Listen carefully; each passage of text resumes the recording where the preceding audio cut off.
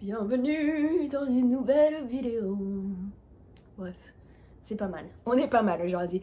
Coucou tout le monde, moi c'est Alix de la chaîne YouTube Alix American Dream. Si vous n'êtes pas abonné, je vous invite grandement à vous abonner. Comme ça, vous pouvez suivre toutes mes aventures. Et aujourd'hui, on va parler d'une question qui est revenue souvent. Les séjours linguistiques aux États-Unis. Attendez, je remets mes vœux parce que là, c'est pas possible. Je te jure, les séjours linguistiques, une question qui est énormément revenue sur mes réseaux sociaux, surtout sur Instagram, parce que j'ai parlé de mes premiers séjours linguistiques aux États-Unis il y a pas très longtemps. D'ailleurs, je vous mets le lien, le petit i pour la vidéo sur mon parcours et comment j'ai atterri aux États-Unis, parce que c'est de là d'où viennent toutes ces questions sur les séjours linguistiques. Bref, let's go. Moi, j'ai fait un premier séjour linguistique aux États-Unis, dans l'État de New York, en 2009. J'avais 17 ans, après de nombreux essais en Angleterre qui s'étaient pas très mal passés au final, mais j'avais pas beaucoup appris. J'étais restée avec mon groupe de français. Souvent, je partais avec des copains du lycée ou du collège. Donc au final, c'était plus des vacances entre potes qu'un voyage linguistique. Donc là aux États-Unis c'était complètement différent, malgré que je sois partie avec une copine à l'époque, mais nous n'étions pas du tout dans la même ville. Donc au final on s'est vu peut-être une fois dans le mois, donc vraiment rien du tout. Alors pourquoi j'ai choisi un séjour linguistique en immersion totale? Et je sais que ça peut faire peur à beaucoup. Je sais pas pourquoi à l'époque ça m'avait pas forcément fait peur de me dire que j'allais me retrouver dans une famille américaine où je parlais pas un mot, les gars. Je disais genre vraiment le basique. Je m'appelle Alix, je viens de Paris, je savais dire mon adresse et voilà, il n'y avait pas grand chose autour de ça que je savais dire vraiment, et j'étais vraiment bloquée au niveau de la discussion, de la conversation. Et je pense que c'est le problème de beaucoup de monde en France, ou même partout, parce que je le vois avec mon mari, quand il essaie de parler français, il est complètement bloqué au moment de parler. Alors lire, il n'y a aucun souci, mais alors le parler, c'est un vrai problème. Donc pour ça m'a vraiment débloqué d'être avec cette famille et à pouvoir leur parler sans jugement, parce qu'eux, ils étaient plutôt impressionnés que je leur parle en anglais et que je fasse des progrès, parce que je pense que eux ils l'ont vu que j'avais fait énormément de progrès, donc ils en sont super fiers. Mais donc voilà, je suis partie donc en immersion totale pendant 4 semaines. Qu'est-ce que j'ai fait pendant ces 4 semaines? J'ai vécu à l'américaine, le rêve de beaucoup de monde je pense. J'ai fait quoi? J'ai fait du rafting, je suis allée à la fête foraine américaine, je suis allée dans un parc d'attractions à l'américaine. J'ai fait quoi d'autre? Je suis allée même sur un stand de tir. Ils m'ont emmené sur un stand de tir pour tirer au fusil ou au pistolet. Enfin, je sais plus trop ce que c'était comme truc parce que ça m'avait un petit peu choquée. J'ai découvert, enfin voilà, j'étais leur amie, j'étais comme si j'étais leur 4e enfant en fait. Et j'ai vraiment beaucoup progressé. Et donc je voyais le groupe de français que une fois par semaine, je crois que c'était le mercredi. Et donc le mercredi, on avait une excursion avec le groupe de français. Donc soit on allait à Manhattan, soit on allait dans d'autres lieux. On est allé à West Point, qui est la base militaire à New York. Qu'est-ce qu'on a fait d'autre? On a fait une croisière sur la rivière de l'Hudson. On a fait la fête foraine. Enfin bon, on a fait quelques trucs. Et après, en fait, on a découvert que certains Français étaient dans des familles pas très loin de chez nous, en fait. Et donc, la famille américaine, allez, j'invite au barbecue.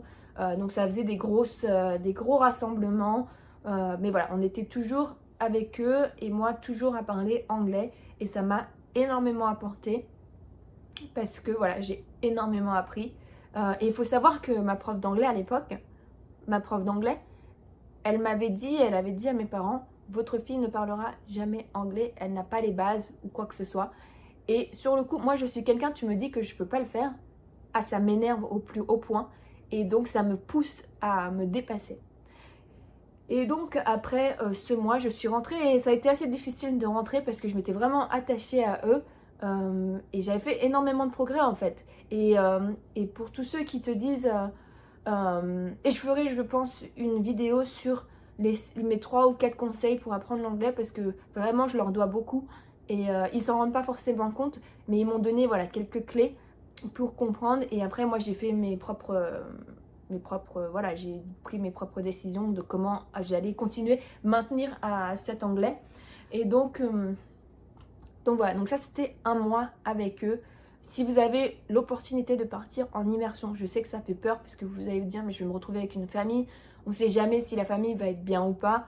Je vous l'accorde, moi j'ai eu énormément de chance, mais dans tous mes copains qui sont partis en immersion, que je me suis fait sur place, toute leur famille était géniale. Il faut savoir que les familles américaines, généralement, ne sont pas payées pour vous avoir chez eux, pas comme les Anglais, ou eux par contre je crois qu'ils sont payés pour être famille d'accueil, donc c'est vraiment un business plus chez eux que ici. Ils m'ont nourri, enfin bon voilà, j'étais un membre de leur famille. Et après j'ai fait un autre séjour linguistique. Je sais pas si on peut appeler ça séjour linguistique ou pas.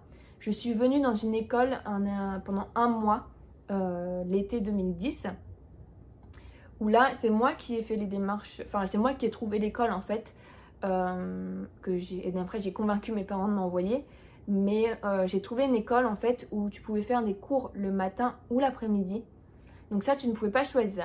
En fait c'était quand tu arrivais sur place, on passait tous un test et après ils te répartissaient dans les classes, et donc tu pouvais pas dire ah bah moi je veux le matin ou moi je veux l'après-midi. Non, vous étiez là dans l'optique de apprendre et donc il fallait suivre un petit peu la mécanique de l'école. Donc l'école s'appelait Kaplan School. Ça existe toujours. Ils sont un peu partout aux États-Unis. Pourquoi j'ai pris New York? Encore une fois, pour des questions de simplicité en quelque sorte.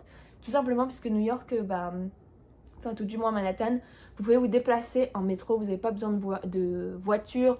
Vous n'avez pas besoin, les distances ne sont pas très grandes si vous avez le métro, le bus. Et puis ça me rappelait un peu Paris, tout simplement. Donc j'ai pris une école, donc l'école Kaplan avait 3 écoles dans Manhattan. J'ai pris celle qui était à côté de Central Park. Je ne sais pas si elle existe encore, je pense qu'elle doit être fermée maintenant. Et j'ai fait un mois de cours et franchement j'ai beaucoup appris. Je me suis fait des copains à l'international parce que voilà, c'est une école internationale. Donc j'ai fait une copine russe qui est venue après en France. Je suis toujours pas allée en Russie, mais voilà, des Brésiliens, enfin bon, de tout. Et en fait, on était tous dans la même classe, on devait être une petite dizaine. Et on avait des devoirs par contre après, donc on pouvait sortir. Moi j'avais réussi à obtenir les cours le matin, donc après l'après-midi je pouvais faire un peu ce que je voulais. Donc souvent j'allais manger un petit bout avec un de mes copains que je m'étais fait. Et puis après soit on se baladait un petit peu dans Manhattan, soit je rentrais à la maison pour faire mes devoirs. Sachant que je n'avais pas 21 ans, donc impossible de sortir le soir, enfin bon voilà quoi. Mais ça m'a jamais vraiment gênée.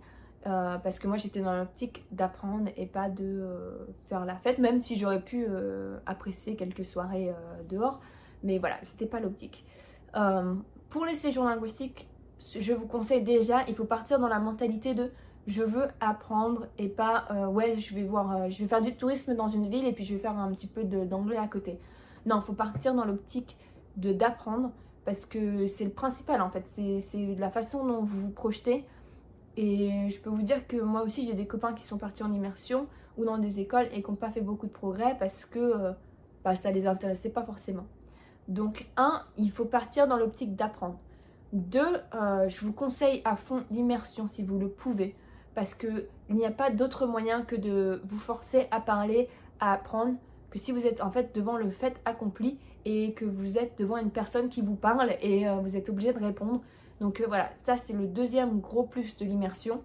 Et 3, c'est des expériences uniques que certainement vous ne revivrez jamais. Moi personnellement, tout ce que j'ai fait l'été 2009 quand j'étais dans cette famille d'accueil, je n'ai jamais pu le refaire de ma vie.